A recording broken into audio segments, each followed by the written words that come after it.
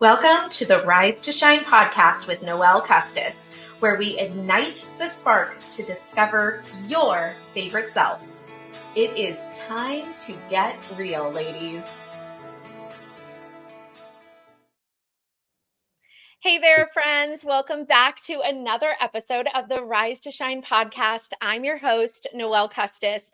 Today is exciting because one of the pillars of the show is to celebrate the stories of incredible women and women that are making a difference in the world. And guess what? We have another extraordinary guest who is just that. She embodies the spirit of empowerment, purpose, and community impact. Bianca Rae is an Emmy-winning journalist and a TV news anchor with CBS Los Angeles.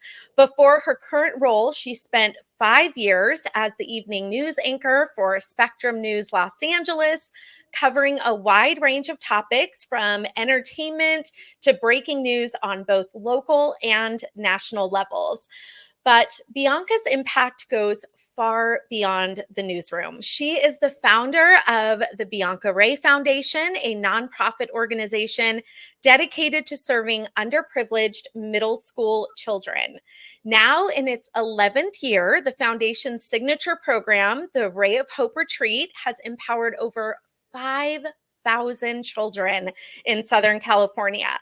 Bianca's work has earned her multiple LA Press Club awards and a star on the Palm Springs Walk of Stars, where, and this is so cool, she made history as the youngest honoree ever for her activism and philanthropy.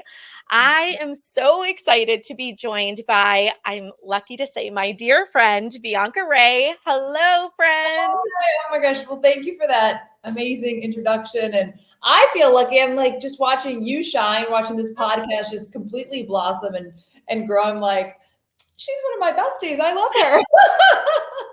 Well, I feel the same. I feel so excited. It's funny, when I started thinking about doing a podcast, you were absolutely one of the first people that came to mind, of course, because I just feel like I have been inspired by you for so long. And just a little context for people, how we became friends was actually through the Bianca Rae Foundation. My daughter was part of National Charity League, in which we volunteered for your organization. And it was one of my daughter's favorite organizations to volunteer for. You are always so sweet and kind to all of these girls and just made them feel so good about themselves. And as moms, just watching you in action, watching these kids and what you do for all of these middle schoolers, it really always was something that I felt like, gosh, I just need to get to know this woman better. And so we just kept volunteering. And through that, it has led to this amazing friendship and me getting to be a part of the Bianca Rae Foundation and volunteering and doing all of the things. So I love it. I love that we're also just, for people who don't know, we have so much in common. I mean, from having like significant others that, well, my father and your significant others being Greek, your husband, and just our similar cultures and just so many personal things that we align on, our values. And yeah, it's obviously amazing to professionally be connected, but personally to be friends as well. It's good to have girls who lift you up, you know? Yes, so true. Definitely. Well, I'm so excited too, because I just feel like your story is something that not everybody knows. And I just think that what you're doing and what you have done, I mean, what you have accomplished, and we're going to get into all of that in this episode, but what you've accomplished has just really had such an impact. And I know, I love, because I know your mom well, and I just love, how proud your family is of you, and just to see just what is unfolding in your life from where you started. So we'll dive in and we'll get started, so that way people get to know all this goodness about you today. And my first question that I really wanted to ask you, just to kind of get the ball rolling, was, starting with your career, what inspired you to pursue a career in journalism, and how did you get your start in this industry? What is it that, Bianca Rae did? Well, I appreciate you asking about the origin story because I am very fascinated by origin stories because Mhm. depending on when somebody started, A, came into my life personally, or B, started following me on Instagram, they see where I'm at now. Same with anybody you follow. And you're like, oh my gosh, like she's got it figured out. Or it looks so easy. And Mm. they don't know what it took to get there. And honestly, that's so important for all of us just to learn from others, right? And be inspired from others because it took a lot, right? So Yeah. okay, I studied broadcast journalism, but going back, just if this inspires anybody, when I was a little girl, I remember there were two things that like little Bianca always loved. One was stage presentation. I was in musicals and class plays, and I always loved my family to watch me and watch me perform. And then secondly, I always loved trying to make a difference. I tell this story a lot, you know this very well, but I ran 6 times in a row for class president, lost every time. It's crazy embarrassing, but it's like it showed that I was just so persistent. I just wanted the ability to impact change. I then went on to create a leadership retreat for high school. It's like, if you didn't give me, the ability to impact change through president, I was going to find another way. And I created a big leadership retreat. But I was this girl who I enjoyed both things, right? I really Mhm. enjoyed being in front of people performing, and I really enjoyed making a difference through leadership. And I was introduced to this concept of this career called, being a journalist media in high school that really allowed me to do both. Because yes, I do get to flex those muscles of being on television. You get your hair and makeup done. Sure, that is fun. I mean, like that is an exciting part of it. But you're also a pillar of the community, good, Right. bad, right or wrong. People look to me, they look to the people on television. They literally call us for things that they could Google. They call the TV station, but it's like they think we know everything. So it's like when your child Yeah. looks at you, I imagine, like thinking you just want to be what they think you are, right? So Right. I just always enjoyed being this pillar of strength and knowledge and comfort for the community that they thought I was. So I was introduced in journal to the concept of journalism through a media club in high school. I Mhm. studied broadcast journalism and Spanish and sociology in college at the University of Missouri. And then this is the part that's kind of, I think what you're asking about is I knew I wanted to be on TV in Los Angeles, but my whole family's in a small town about an hour outside of Chicago. So, like, how does this Midwest girl get to LA? And I just started Googling, broadcast journalism internships in LA, and it popped up KTLA is looking for an intern. I Mm. called them. I was like, I just did this whole spiel with them, even not even me to ask questions. I just went on and on and on. They invited me out for an interview. My mom and I flew out, and I was given the internship on the spot there. And that was just the start of me really not caring that I didn't have family or money or the things that typically, you think you might Mhm. need to get into television. I just knew who I wanted to be and the life I wanted to live. So I just was like, I'm going to make it happen. And to further answer your question of what it takes, and I say this for all the young people out there, being a journalist, like, yes, working your way up to be an anchor, working Monday through Friday, holidays off, like, that's the picture later in your career. But when I started, when I was 22 in Palm Springs at KESQ, I worked every holiday and I worked weekends, and I was, you're the new kid on the block, right? Right.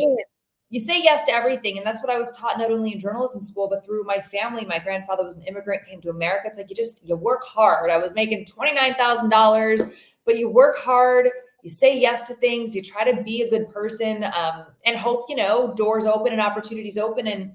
And they did. And I was able to really grow from there and work up from there.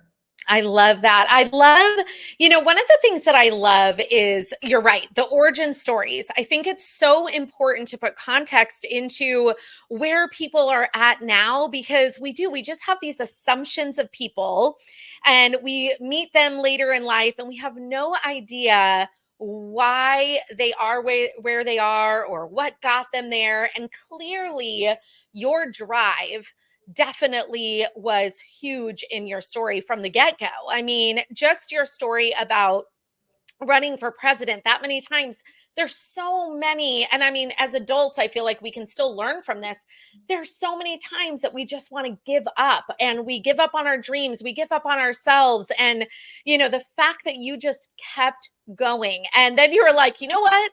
If I'm not going to get to do it this way, then I'm going to find another path to do it. I mean, again, I just feel like it's so inspiring. It makes me laugh because last night my husband and I got hooked, line, and sinker into the there is a docu-series on Bon Jovi, who I remember my stepsister loved him growing up, and I listened to his music, but I had no idea like his actual story.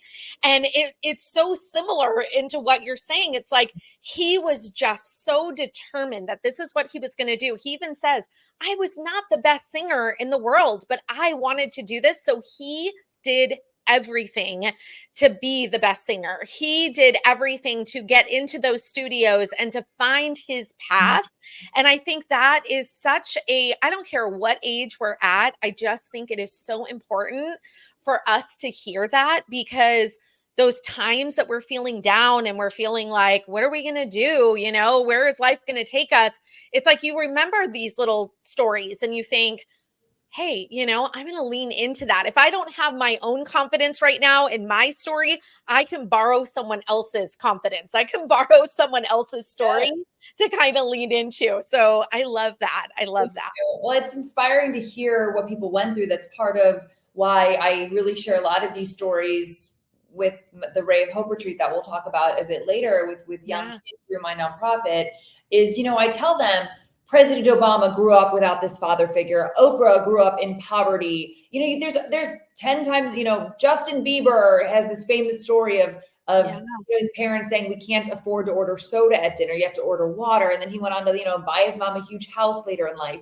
I share these stories, and I share mine, although not as drastic by any means, but I share these stories with young people to know that, like literally we are the architects of our life. We can create any life we want. You've seen it done time and time again, and we're no different. All of us are no different.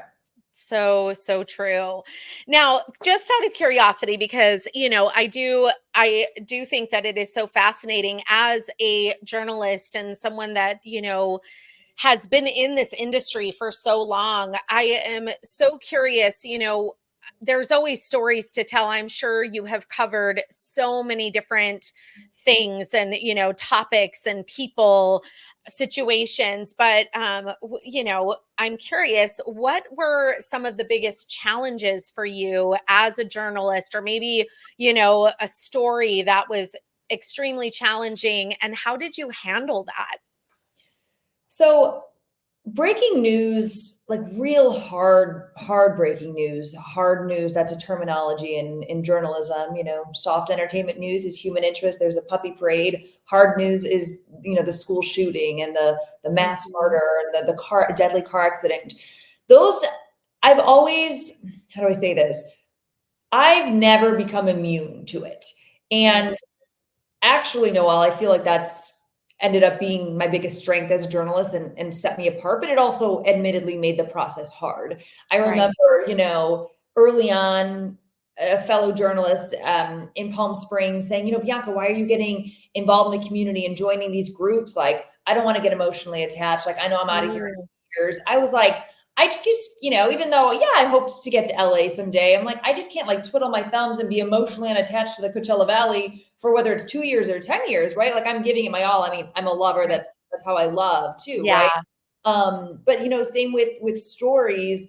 I've also met journalists who say, oh, I've been doing this for 10 years. I don't shake at the sound of a bullet anymore. And I'll tell you, Noelle, I remember there was a standoff, and I believe it was like Coachella. And I remember I was like out there were bullets, like we were ducking. This is a crazy story that I can't remember. I don't even talk about a lot. I was like ducking by a car with my photographer. We heard bullets going off, and then the police were using tear gas to try to get the guy out of the house. And the tear gas came to all of us journalists. We were all coughing, choking, running to a side of a house, using a hose we found on the side of a house to like get it out of our eyes. That's journalism, right? Like you're in the story, covering the story. And my point of all of that is I was never really able to differentiate the human side. Like it was always very emotional for me. I'm a professional, so I was able to present it to all of you. You all might not have known how hard it was for me, but I remember in Los Angeles anchoring at Spectrum News, there was, I think it was the Saugus High School shooting, if I'm saying that correctly, the Saugus school shooting. I remember knees shaking underneath the desk. My co-anchor and I, they're like, you know, you're about to go on in 10, 9. I was like, I was holding back tears. You know, it was very traumatizing. But then Right. it comes on and knees shake underneath, but voice is steady up above. And that's just what I was taught. And I think that's why I was meant to do the job I'm doing. But Yeah. it is hard to really separate like the emotion from the story when like the words you're saying out loud is, and 10 little kids were shot and killed today, right? I mean, that is Oh, just crazy to think that that's someone's job to relay that news. right. So I've always taken, whether it was a high profile story or even, you know, a local shooting between two gangs and we have to announce so and so Smith's, you know, was killed. I always think, even though police wait and make sure next of kin is notified before they tell the Right. media, you don't know if the aunts and the cousins and his girlfriend and who Yeah. knew. So somebody is hearing from Bianca Rae's mouth for the first time that Mm. Joe Smith died. And that's a huge responsibility. So I've always just been keenly aware of that. But yeah, separating some of the emotional side of it has been difficult. But I also think I've been told that makes me more human. And at the end of the day, you know, look, you don't want to watch somebody on the news who's all highfalutin, using big words, acts like they're better than you, just talking like a robot about, you know, chaos and devastation. I think Right. you watch a person that you relate to and feels like they could be your friend. And that's kind of all I know how to be. And that's what I built Yeah. a career on being. Absolutely. And it's such a perfect segue into who you are. And I think that is why, with the Bianca Rae Foundation and where you've been able to take that and how the girls look up to you so much, is because of your relatability. Now, of course, you know, I mean, you started here in the desert. I live here in the Coachella Valley, and you know, it's one of those things that you have not been on the news here locally for quite some time, for these kids to be able to actually see you. But your name and who you are as a person has lived on in our community and continues to be a driving force in our community for lots of reasons. But I think for these girls, you are still so relatable to them. Like, they still see you as this star because you pour into them, and they know from their parents, like, yeah, you were on the news, you know, she's a news anchor in LA and she's doing all the things. So they get to see you in that respect. But there's this like massive connection that you have with these kids in, you know, the retreats, that attend the retreats, because you are so relatable, and you have this like empathy that you are so good at really helping not only these kids, but also seeing them and hearing them and being able to share these stories that they can relate to where it just humanizes everything. So I feel like this kind of gets us into, you know, rolling into another chapter of your life. And, you know, would you mind sharing with us a bit about the moment that you decided to start the Bianca Rae Foundation, and what was the driving force behind that for you? Yes. Okay. How do I consolidate this? I'm trying. It's a big one. No, I'm good at synthesizing information. That's my job as a journalist. I come to the desert when I was 22. I didn't know anybody. I was homesick and I was lonely. I started volunteering at the Animal Care Center in India. It has since shut down, but I started volunteering there.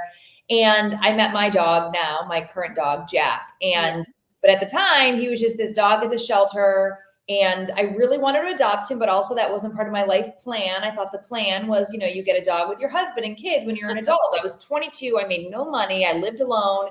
And really going to fast forward a lot to the story that I did end up adopting him. So I was like a little single mama at 22 with this. I mean, I remember, you guys, this is crazy, Noelle. Every 2 weeks, my paycheck, I remember the number, it was like 623 or 629, $623, like every Right.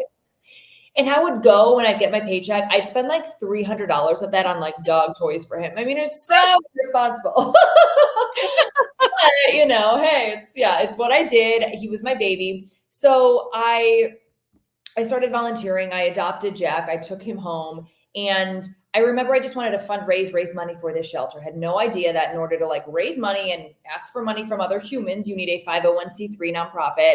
So initially I just partnered up with Loving All Animals, to which I'm always so grateful to this day. They really helped me. I was technically like, they were my agent, if you will, we kind of called it. There was some terminology where I was able to raise money underneath the umbrella of Loving All Animals.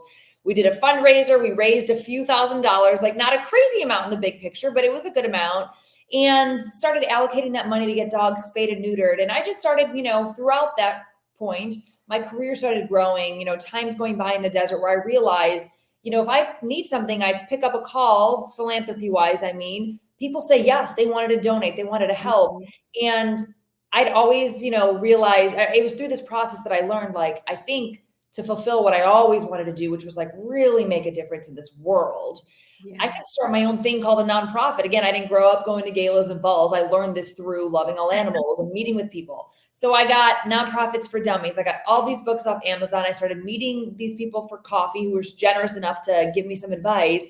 And so this was December of 2013. I remember because it was like a few weeks before my 25th birthday. Okay. It was actually November because I went home for Thanksgiving. I sitting at the kitchen table with my family, the dining room table. And I was like, you guys, I think I'm going to start a nonprofit. And everyone just kind of paused and looked at me because one thing I'm so proud of, Noelle, and I'll say this, it's okay to talk positively about ourselves. Like I'll say, when I say I'm going to do something, I do it.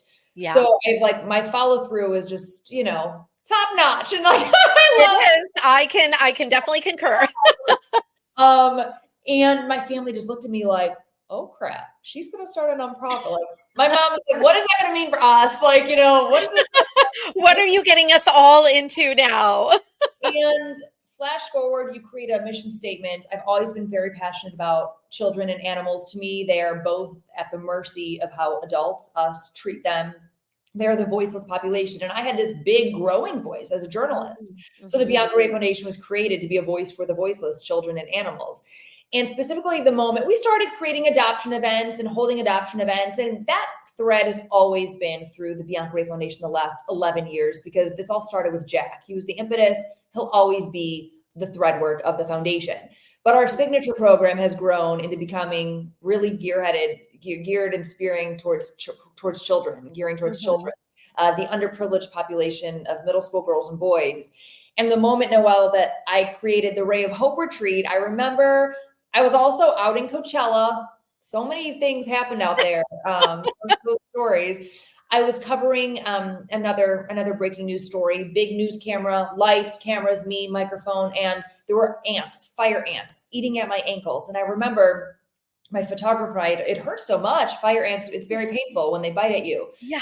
And I remember as I'm trying to swat them away, seeing these little girls running, playing on the grass, barefoot, not even being fazed by the fire ants. And I remember that, but they were staring up at me with these eyes, like I could have told them the sky was green and they would have believed me. So in that moment, I learned, very sadly, this is the environment they're used to living in, not even knowing the pain anymore from fire ants, eating at their ankles. But B, oh my gosh, like I'm only, 23, 24, and I have this platform already where kids like look up to me like I'm then, well, let me do something with that. And I wanted to harness that. And I went back to high school days in my head of like that leadership retreat. Remember I told you about that? I started and I thought, what if I have a retreat for little girls? And that is how it started. We had like 100 little girls. I was like begging teachers, I was like, come on, sign them up. I promise, like, it'll be a cool thing. Please just like have your kids attend. And here we are now, we have to like turn people away. I mean, we don't yet turn people away, but we have. Right. Our waiting list gets very long. Yes, it's very beautiful growth that we've seen over the last decade plus. And it started, Noelle, with me realizing that I think the messenger is just as important as the message. So I have some sort of a platform to share a message. If, some little girls out there and now little boys and everybody in between thinks that what I say is cool to listen to, then I want to say it as loud as I can. Yeah, I love that. And, I can say from personal experience, just attending these, volunteering for them, just witnessing through the years what this has grown into. It has had such a significant impact on thousands of children, and I know thousands more to come. I mean, we have such a big vision. You have such a big vision. And, what's so cool is that these girls and these boys now, because it started as a girls retreat. We've now even made this to where it's servicing boys and girls, and they're passing it on to where it's like their little sisters are wanting to come when they're of middle school age, and then they're coming back and they're volunteering. And I mean, it just is such a beautiful thing to witness. And I'm curious for you, what is your favorite part, or what do you look at as being like the biggest success from these retreats? I mean, I'm a big so the short-term success is like right after the retreat. Admittedly, I do go home and I like wait for the inbox, the DMs to come from the kids. Instagram is how they communicate with me now, and I love seeing the DMs at the end of the night, the direct messages of them. And some of them are pretty emotional and raw, like the things that they share with Bianca. I've never felt so seen and heard.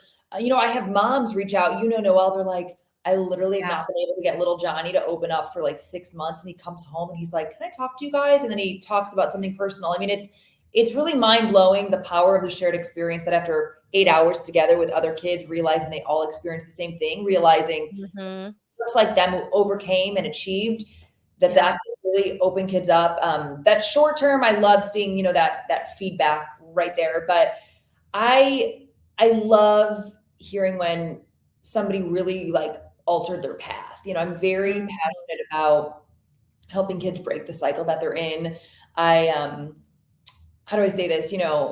When I'm just out and about living life and I meet someone who, whatever their job is, Noelle, just maybe I could tell they're struggling in life. I think oftentimes like it's crazy to think that the only difference between me and you is, arguably that I had like parents who like guided me a bit more, maybe. Right.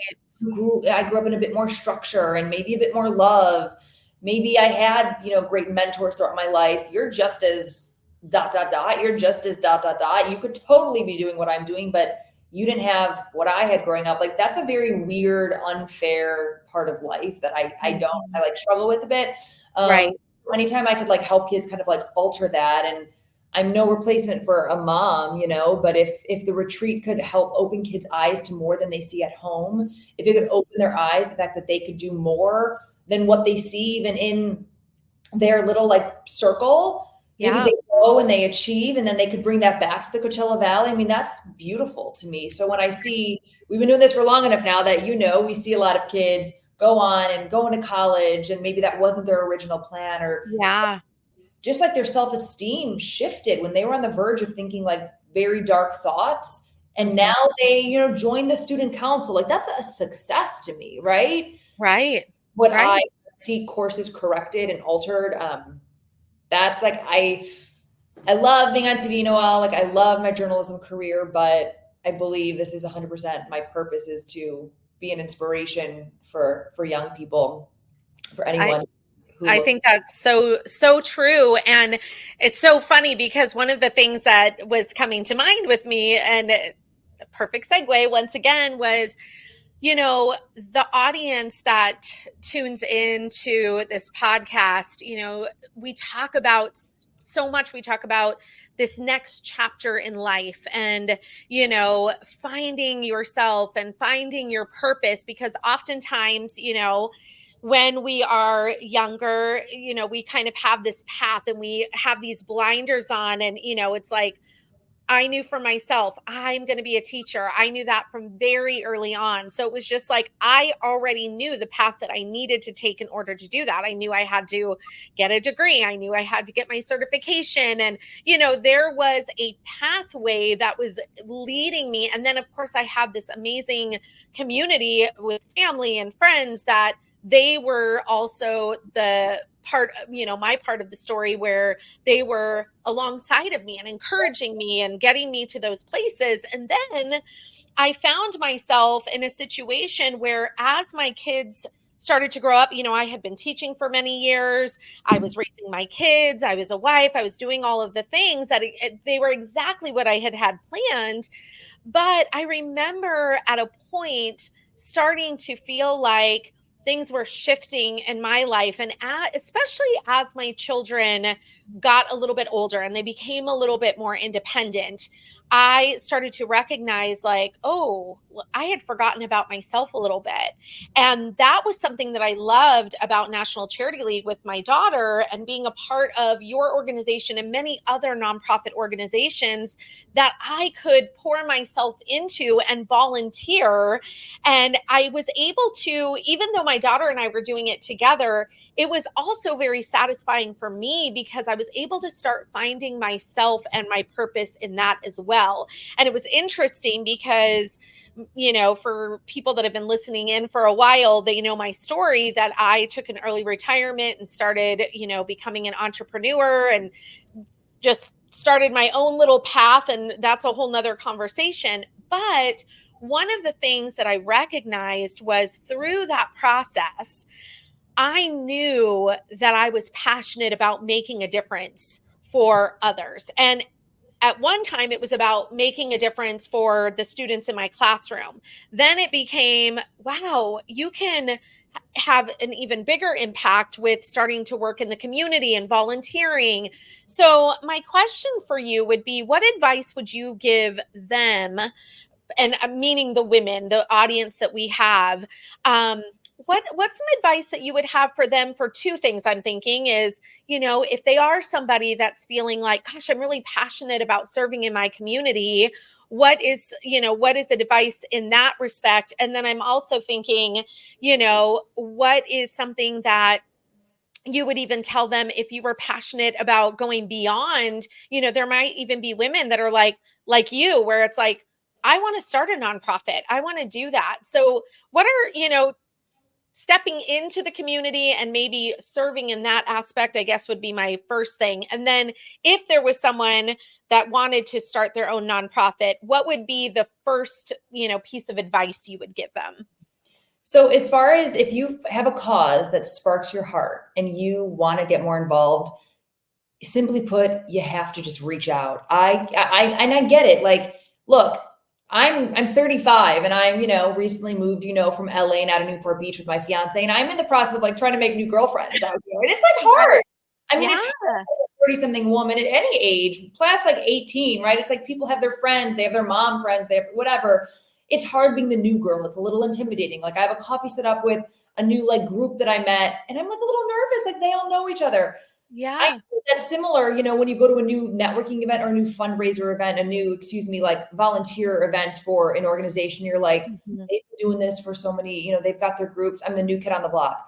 Yes, there's no simplifying it. Like there's no sugarcoating. It's going to be awkward. That's always like the first 10, 20, 30 minutes, maybe the first like 2 sessions. And then you're home. Like you found your family. So many people who are on my board, on my advisory board, on the planning committee are people that literally emailed me that they, heard about the foundation. They want to get involved. Maybe they just saw me on TV. They wanted to meet me and I said yes. And then they learned about the foundation. They got involved. Yeah. It's really, we have one volunteer, our sweet Nancy, I won't say her last name, but she told me, true story, and this is kind of a shame, but she emailed me one day saying, I'm a new retiree. I heard about Bianca Rae Foundation. How can I get involved?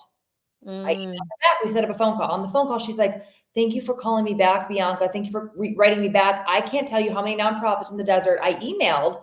She said nobody got back to them, which was kind of sad. And she's like, I just want to help. And I feel like in our aging life, we're all about. So true. I will tell you to send the email. I know it doesn't sound good that I said some people don't reply, but you keep emailing then, right? It's just you. Yeah. But be persistent. But I just encourage all of you to, so many people say to me, Noelle, like, oh, I'd love to help. Let me know how I can. And that's fine. Like that puts it on me to kind of then like reach out and follow up. And I always do. Like some people, I get it. They need that. But the best thing is when you take the initiative, you just email in, find your favorite nonprofit, find the info website on their website and say, I'd love to help. How can I? I promise you they need more help. So just reach out. And secondly, if you're interested in starting your own nonprofit, that's amazing. I'd say my first advice is feel free to reach out to me. Like I honestly, it is I mean that. And Noelle, you could you know this, I reply to every direct message. Like I'm very Yes. responsive. I could never like not reply to anybody. I'm also happy to give my foundation emails, Bianca at biancaraefoundation.org. I have done this for many people. I've walked them through, I've met them for coffees and, shared some books with them. But also if you're wanting to just kind of take a slower approach, I would just start buying some nonprofit books, Nonprofit for Mhm. Dummies from, Amazon, whatever. It sounds so silly, but it was very, very helpful. But you just need to find something that you're passionate about and that you feel like you could make a difference in. Yeah. And that is then your lane, right? Oftentimes if there's a personal story, as we know, that just helps grow your passion. But I mean it, Noelle. I'd love to be a Yeah. resource for your community to help walk them through starting their own nonprofit. I've done it for many people. I love that. And yes, again, I can definitely confirm that you are so great about and just so gracious with your time. I mean, maybe that's a question that we talk about at the end of like, how do you balance all of this? Because you are incredible. But I do think too, and again, I'll always say this, and I say this to women all the time, when you are living in your purpose and you are waking up every day knowing that you are fulfilled and just feeling that fulfillment, there's something about being in that space and being in that energy that you are able to have better relationships and you are able to connect more with people. I think there is something so true to that because when we're living outside of our purpose and we're living in like mountain loads of stress and all of the things, it can be a lot trickier because then we just want to go inward and it's much harder, right? So speaking of which, going to the life of Bianca and how it is, transforming. I mean, there's so many things that you have in place, but there are still growth things happening for you. And I would love to know what you're up to now because I know there's some new projects happening and how things are starting to evolve for you. So, what those goals for the future are for you. Yeah, so I'm still on television on CBS Los Angeles and hosting a show in Palm Springs called The Pulse, produced by Desert Oasis Healthcare.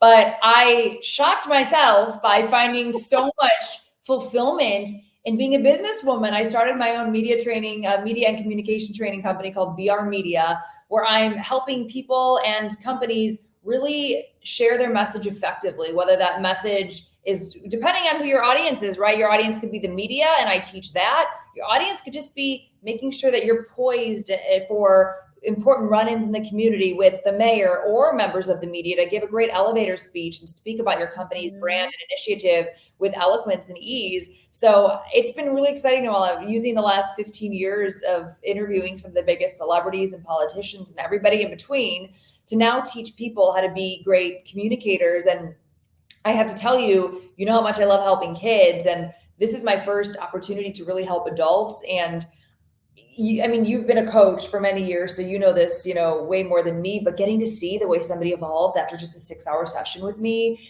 and hearing they give me these feedback forms and saying like, oh my gosh, like this is some communication stuff I'm gonna use with my husband. I'm gonna use this to like better speak with my kids. And Right. I have a psychology, sociology background as well from college and just my practice over the years. I've read a lot of books on body language and human behavior and communication that I use in my modules, my courses, and it's really fun to see people become better communicators and being able to just so confidently talk about them. Everybody has a story. I've learned that from more Yeah. than a decade, nearly 15 years of interviewing people. Everybody has a story, and if you can't share your story effectively, it falls on deaf ears, right? So I love giving people the confidence to speak their truth and speak who they are. So I started BR Media. I'm also in the thick of wedding planning. I'm getting married in 2 months. So it's just, there's so much going on. And then right after we're back from my honeymoon, we got 400 little kids coming to the Renaissance Indian Wells on October 12th for the Ray of Hope retreat. So it's like, I know, well, like I'm going to look back and think 2024 was one of the best years of my life. So I'm very aware of that. Like starting a business, getting married, the 11th Ray of Hope retreat. It's just crazy. The beautiful things God gave me in this year. Yeah. So yeah, well, I will say that you are so deserving of all of this joy, all of this happiness. I mean, you have clearly worked so hard, and I am so excited for you because you have an amazing fiance and, just gosh, so many great things ahead, so many great things happening right now. And I love that you get to put all of these talents and this expertise into something new that is now filling your cup. And you are going to kind of get to experience this whole other side of now, like you said, working with adults and seeing them grow. I mean, I know for myself, you and I think you were actually the first time I ever got in front of a camera. You and I don't even know if you remember this. You will when I tell you, but we had done a fundraiser together. And this had to have been about 3 years ago. And it was when I was selling jewelry and we had the little bee necklace. And you had asked me, hey, would you get on an Instagram live? And yes. I remember getting on this Instagram live. I was like, I have no idea what I'm doing. And I don't even know how to talk in front of a camera. Like, what am I doing? And I was so nervous and terrified.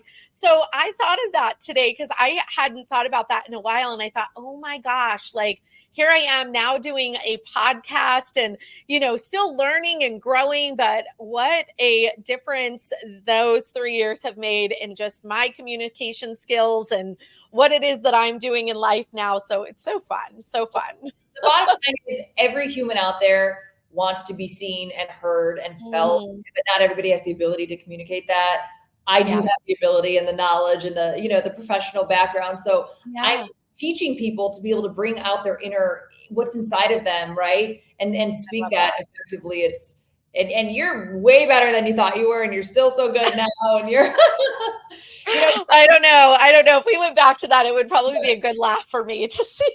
But it was fun. And I was excited to do that because I did have it in my heart to go, gosh, I would love to be able to share. And I'm really passionate and a lover of stories. And I love hearing people's stories. And I feel like that is what has gotten me through so much in my own life. And so this is just a platform to be able to do that. And I definitely want to say, Bianca, it has been so inspiring to hear about not only your origin story, but just your career and how that turned into using your platform to doing this incredible work with the Bianca Rae Foundation.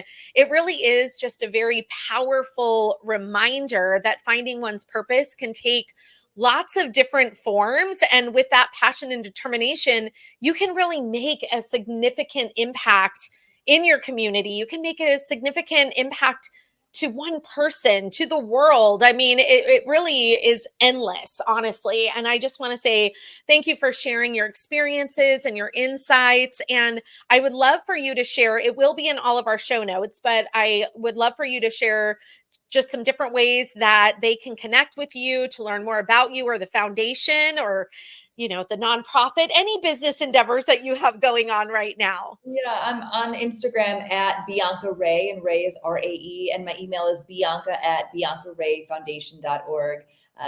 I promise I'll write back. I'm very, very responsive. Yes. Follow through, you just don't ever get rid of that. I love it. For having me on. Well, it's a beautiful platform you've created. Oh, thank you so much. We are so honored. And I know women are just going to be blessed by this story. It's just another, part of, just that inspiration and that really, if you have a dream in your heart, it's just that single step. It's that preservation that keeps it going. And you don't have to quit on your dreams if you have that, and that it can pave the way for you. So again, a huge thank you for joining us today. And remember, it's never too late to step into your purpose and create the life of your dreams. Until next time, keep rising, keep shining, and know that the best is yet to come. Thanks for joining me here today. Your presence means the world to me. If you enjoyed what you heard, please consider leaving a rating and review, and don't forget to follow or subscribe so you never miss an episode. Head to the show notes and let's connect. Rise to Shine Co. is ready to support you in coaching, collaboration, life tips, or even a coffee chat. Until next time, keep shining, my friends.